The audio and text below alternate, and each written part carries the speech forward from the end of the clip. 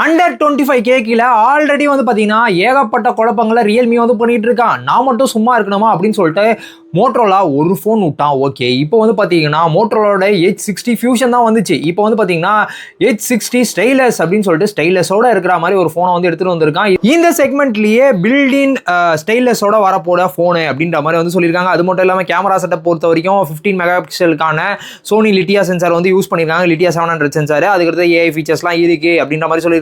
அது மட்டும் இல்லாமல் டிஸ்பிளே வந்து பார்த்தீங்கன்னா 6.7 இன்ச்சுக்கான 1.5K POLED டிஸ்பிளே வந்து கொடுத்துருக்காங்க. அப்புறமா வந்து அவங்களுடைய நார்மல் வீகன் லெதர் ஃபினிஷ், அப்புறமா 68 வாட்ஸ் டர்போ சார்ஜிங், ஒயர்லெஸ் சார்ஜிங்கும் கொடுத்துருக்காங்க 15 வாட்ஸுக்கு. இந்த ஃபோனை பவர் பண்ணுறதுக்கு வந்து பார்த்தீங்கன்னா ஸ்னாப்டிராகனோட 7S Gen 2 தான் கொடுத்துருக்காங்க. Gen 3 கிடையாது, Gen 2 தான் வந்து கொடுத்துருக்காங்க.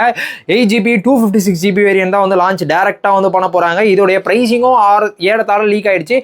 22,999 ரூபா அப்படின்ற மாதிரி ப்ரைஸிங் வந்து வரப்போகுது. இப்போ நீங்கள் சொல்லுங்கள், அண்டர் 25K கீழே இந்த ஸ்டைலஸ்க்காக இந்த ஃபோனை சூஸ் பண்ணுவீங்களா, இல்லைப்பா எனக்கு மோட்டரோலா தான் வேணும் அப்படின்னு நினச்சி நீங்கள் H60 ஃபியூஷனை சூஸ் பண்ணுவீங்களா அப்படின்றத கீழே கமெண்ட்ஸில் சொல்லுங்கள்.